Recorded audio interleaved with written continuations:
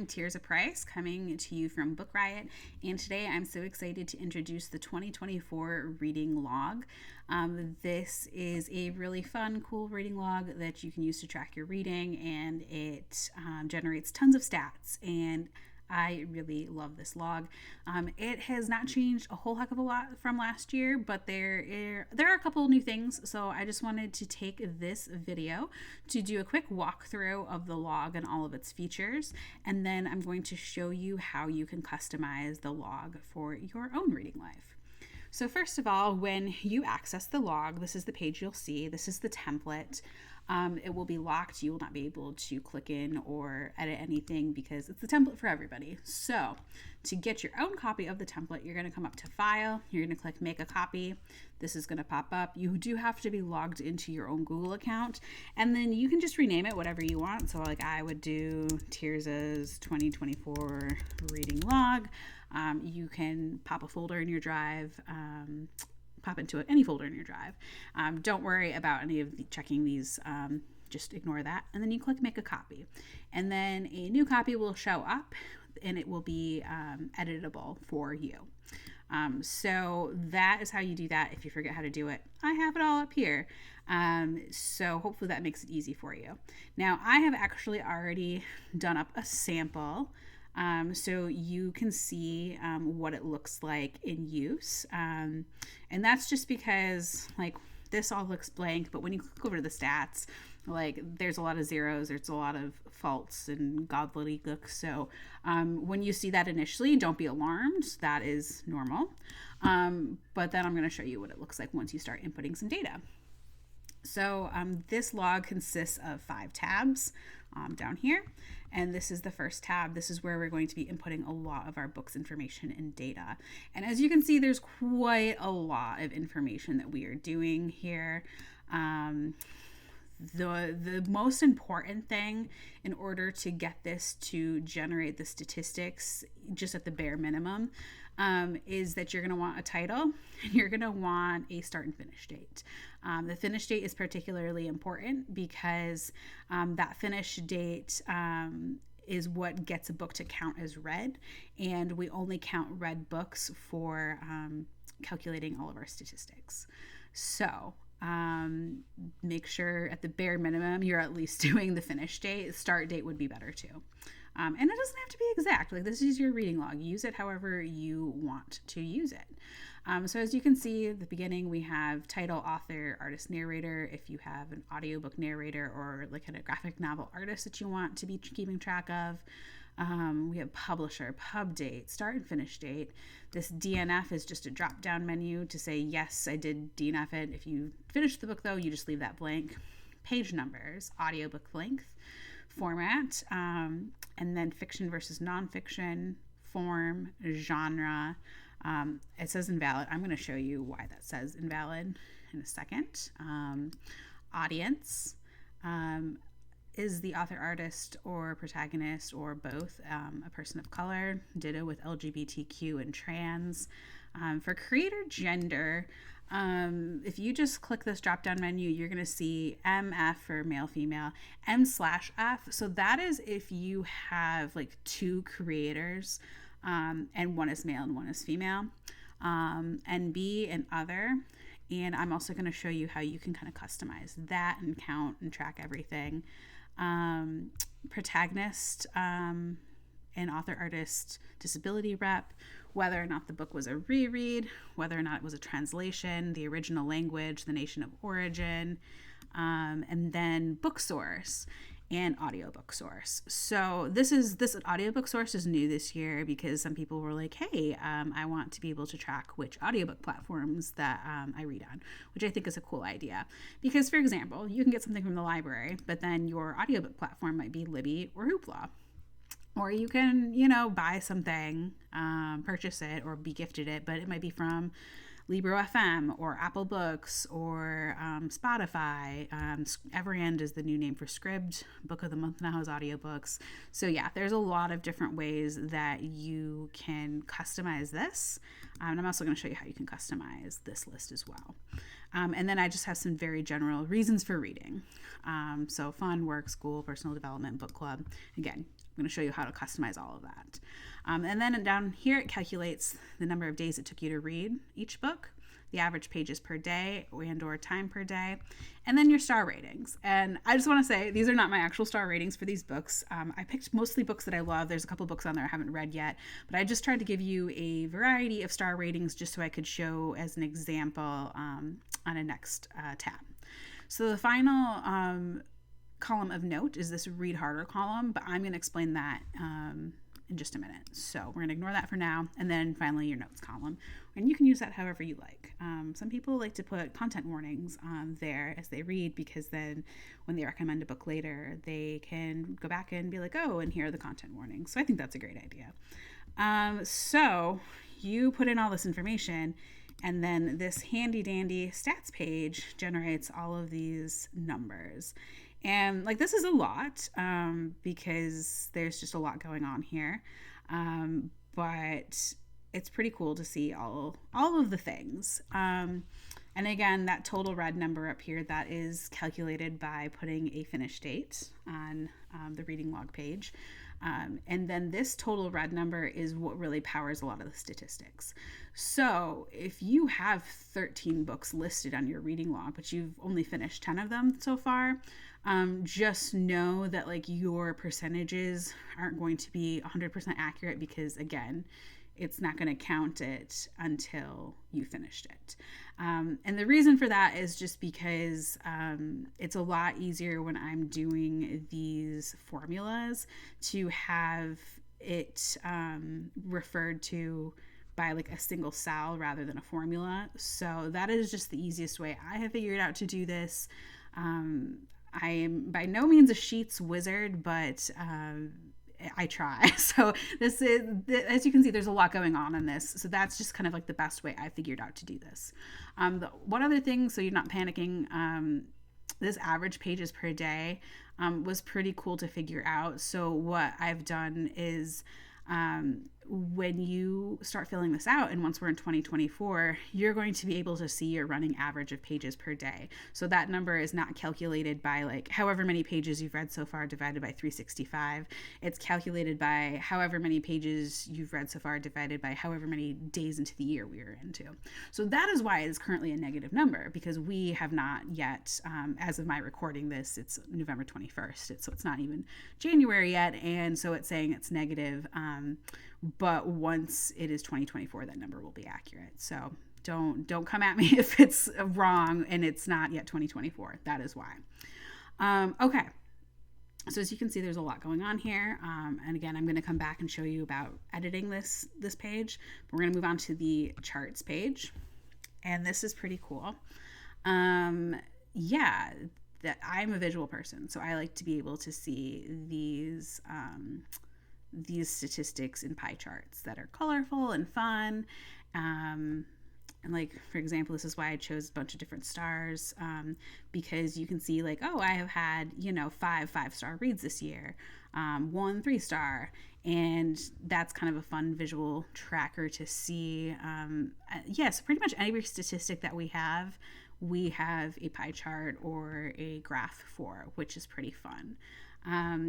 So then the fourth tab is the Read Harder Challenge. So this Read Harder Challenge is pretty cool.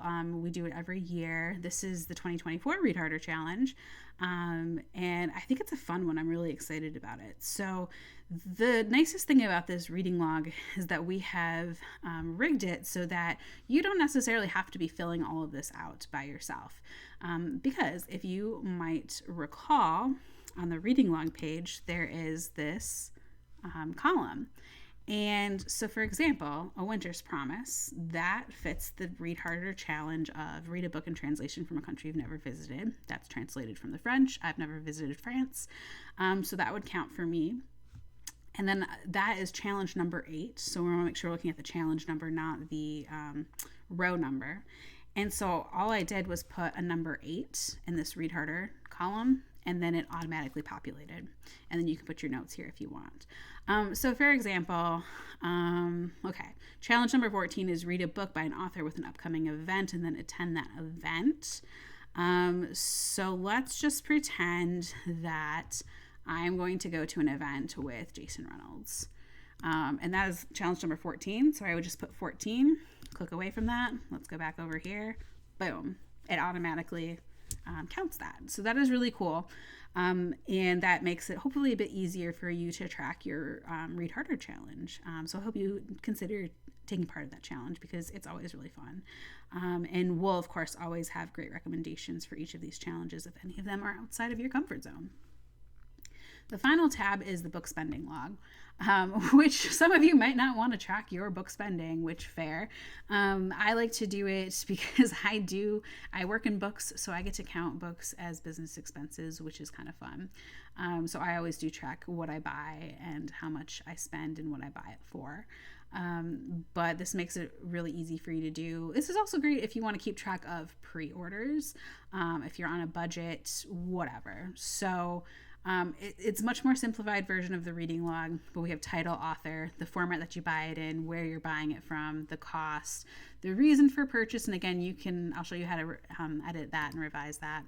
And then if you actually read the book, because I like to sometimes know, okay, if I bought 30 books this year, how many of them did I actually read? And then date purchase. And that's helpful, I think, too, especially if you are doing any sort of reconciliation or pre-orders. You just kind of want to keep track of when you bought something and maybe even how long it took you to read it. I don't know. It's up to you. But then it shows you how many books you purchased, how much you've spent, and how many of the books you purchased you've actually read.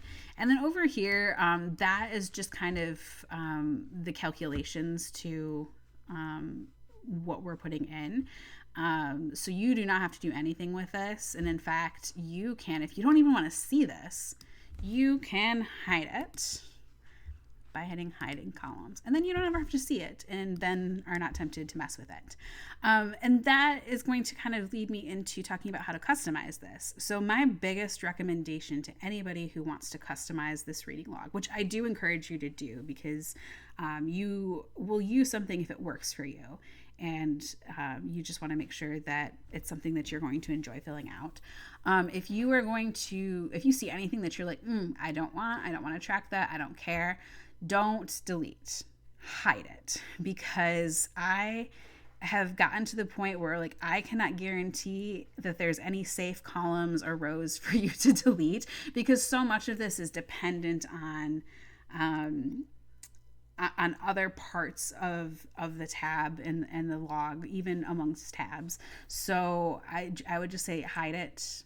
Don't delete it, because if something gets wonky, I can't guarantee that it's not dependent on something that you've deleted, and then you'd have to start over, and that's just a mess. So hide, don't delete. All right, I'm going to come back over to the reading log and show you how you can change things up. And I think probably the best way to do it is to start with genre, but just know that anytime there's a drop-down menu, the same sort of rules are going to apply.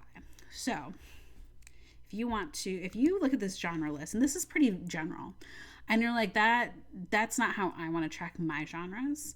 For example, what do I do if I read a romantasy book? Like, I want to be able to track both fantasy and romance. So like, let's say you read Assistant to the Villain, which was a really funny romantasy book. And I'm not going to fill out everything because that would take a few minutes here. Is it fantasy? Is it romance? It's both. And I don't have romantasy on here. So what you could do is you can click romance or fantasy, and then you can come up into here, and then you can do comma romance. And you're going to get this little red flag that says it's an error or it's an invalid because it must be from this list. But you can ignore that, and you can come over to the stats page, and you can find that if you scroll down to genre, it will count romance, and it will count the same book under fantasy and romance. So if you strictly just care about how many books in a genre you read, you can just do it by that. However, just know that like it's going to throw off the percentage because one book is being counted twice. So you're not going to get like a nice even 100% here because it's 20, 20, 20. Yeah, so we're at like 120% here. That's not quite right. But you could do it that way if you just want to know, oh, I read 4 romance to, fantasy, 2 books that could be considered under those genre umbrellas. Or, I did that with historical and romance, because Gentleman's Gambit, it is a romance book. It's also historical. If you don't like that, if that bothers you to your core, what you could do is you could just pick a genre and just be like, okay, that's the primary genre. Or we're going to click this drop down menu. We're going to scroll all the way down. We're going to click on this little pen. That's the edit button. And it's going to bring up this list of data validation rules. And right here, you can see these are all of our drop down options. You can add another. You can do romantasy. You can do historical romance. And then you just click done. And it's going to say there are 997 other drop downs with the same properties. You're going to hit yes, apply to all, because that way when you read more books, you can go down and you can see those are your options. It's not just for that cell, it's for all of them. And so you can say, oh, this is a romantasy book. This is a historical romance book. You can even just, if you wanted to.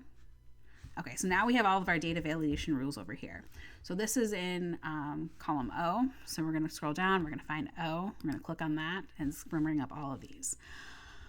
If you are like, I never read horror, and you just don't even want it on your list, you can just delete that. You can delete it. You can replace it with something else.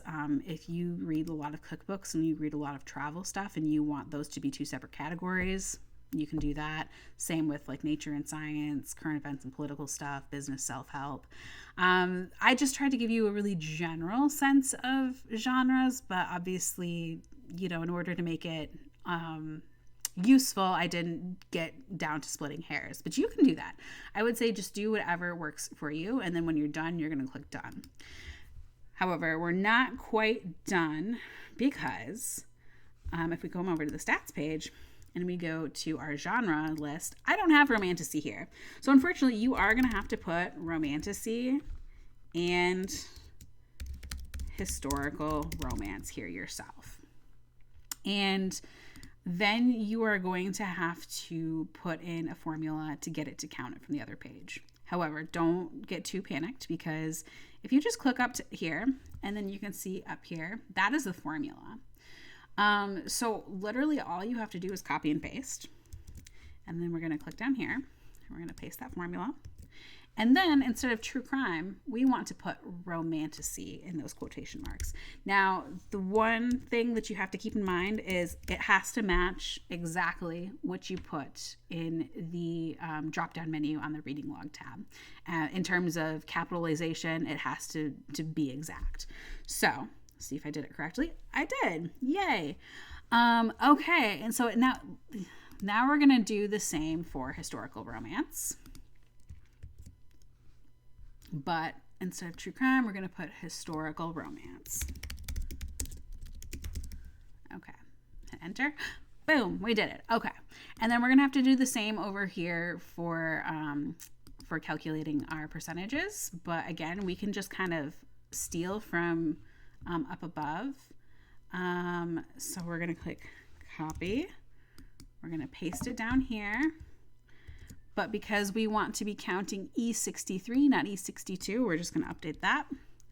And then we're going to do the same here. And instead of E62, it's going to be E64, because we're going to be counting that cell right there with historical romance. And then as you notice, it doesn't quite match. There's zeros instead of percentages. So you can just highlight those, then come up to these 1, 2, 3 formats, and then say percentage. And there you are.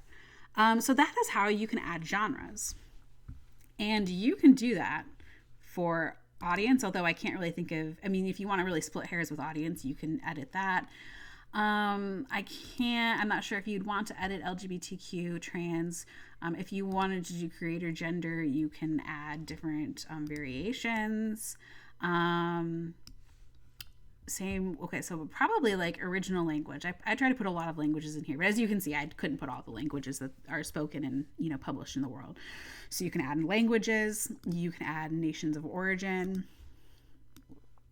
you can do book source. So this is probably one that you'll want to change up the most, because yeah, like, you know, maybe you want to talk about, I don't know, more specific book sources, like, did I buy it? Was it gifted for my birthday? I don't know. Audiobook sources, I think I got most of the audiobook sources, but if there's one that I'm missing, you can add it there. Reason for reading, that's probably another good one to update, because I would probably do reading for fun, reading for research, I'm not in school anymore, so if you have multiple book clubs, you could put that there. But then just keep in mind, you're gonna have to come over to the stats page and you're gonna have to update every one of them. But hopefully by just looking at the formulas, if you click in to see what the formula looks like, you can kind of figure out what you're going to need to do to add anything. Now, as you notice, if you're adding like more, book source, there's not going to be space to add something. So rather than, because you can just do, insert row, but then you're going to be inserting another row over here. What you can do is, if you wanted to add like 2 more source options, what I would do is I would just highlight all of this. I would cut it and then move it down and paste it. That is going to keep all of your formulas intact, and it will just shift them automatically, so you don't have to do anything. And then you can add more sources. I tried to, with the ones that you're most likely to revise and edit and add stuff to, put those lists at the bottom, so it's easy to just kind of add stuff to the bottom. That's why nation of origin and the languages are way over here, so you can just add as many as you'd like. But with this stuff, if you want to shift anything or add anything, your best bet is going to be select what you want to move out of the way, cut, and then paste, because that will keep the formulas intact. Now, let's go look at genre. Let's go see if the chart's automatically updated. I'm just going to get rid of this. And they did. So that is good. That is what it is supposed to do. It is supposed to, if you add anything, the charts are supposed to update automatically. Because we have historical romance, we have romantasy. If they don't, because again, I cannot predict all of the whims of Google Sheets, what you would do is you would just click into this, whatever chart that needs to be updated, click these 3 buttons, hit edit chart, and then you're going to go to data range. And you can just click select data range, and it will say, like, that's what we suggest. But what you could do is you could delete that. It's a little scary. Then come back and just click over to your stats, and this is going to stay. And then you just do something like this and hit OK. And it comes right back over and it counts everything. So that is one way that charts and sheets is pretty intuitive. So if you need to update anything, if you need to add anything, and a chart does not automatically update, edit the chart, reinsert the data range, and it should pop right up. The other cool thing, and this is just kind of minor, if you're like, ugh, I hate that green that historical romance is, double click on it. You can change the color. That's the sort of theme that I chose for this year, but you can do your own themes, and you can pick your own colors, and you can do, your own font and sizes, whatever works for you. So I'm going to click out of that. Now I'm just going to draw your attention real quick to the bottom. Okay, so this did not come through. What is this supposed to be? Book spending. All right. So the reason, I think I know why it didn't come through. Come over to book spending log. We hid those charts. So I'm going to contradict myself and say, don't hide those if you want those charts to come through. There we go. Okay. Yeah, so if you hide something and it is tied to a chart, the chart will not come through. If you don't like seeing that over there, you can just move it way over just by cutting and then pasting. You want to cut and paste, not copy and paste. And it should hold on to the data and feed it into the charts. But it does need to remain visible in order for the charts to read it. And so this is pretty similar over here. Like so this is probably what I would edit the most, because I would probably put like the 3 indies that I shop from the most. So if I wanted to do that, I would just say, hey, one of my local indies is Schuler's books in Michigan. They're awesome. Another one that I ordered from a lot is Brilliant Books. And then I could even say like other indie, like if I shop other indies, or I'm out on vacation, or I'm on a trip and I shop at another indie. My goodness, I can't spell today. So yeah, and I could even say, instead of just used bookstore in general, I do buy used books from Pango Books. You could put Pango in there, and you can put other online realtors, not online realtors, online retailers, because there's Target. My local Meijer has books, so I might put them, because occasionally I will pick up a book from Meijer. Yeah, you can do all sorts of stuff. But then remember, yes, we want to apply to 997 other drop downs. And okay, so now indie's no longer valid, because that's no longer an option on the list. So I would say like Schuler's or Brilliant or other indie. But then you're going to have to come over here, and you can just, say, oh, I want you to count that for Schuler's. And we're going to have to change it up here.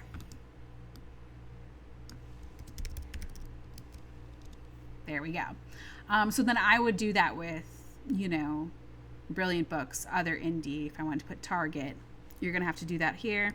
But then again, you can see the formula and just copy and paste and change as you need to. And ditto with all of the percentages. And again, that should carry over into your chart. Let's see if it did. Yep. Bookshop, Schuler's, awesome. So that is how you edit your log. Hopefully that makes sense. Hopefully that is something you feel confident doing. I'm always happy to answer questions as I am able to. You can always drop me a line on social media, and I will be happy to try to answer any questions. And I say that because I get a lot of questions about this log, and I get a lot of questions about like previous year's logs as well. So honestly, now that this one is online and open, I'll only be answering questions about the 2024 version. But I also really love to hear from people and love to see how they've customized this to make it their own and to make it really work for them. So if you even want to just like share what you've done with the log, give me your ideas that you think are really cool, because sometimes I like to update things. If you think like you've got a really great idea or a really cool hack that you think that more people would like to know about, I'd love to hear about it. But just if you want to show me a picture of what it looks like, I would love to see it. So thank you so much for listening, and happy reading this year, and happy tracking your reading.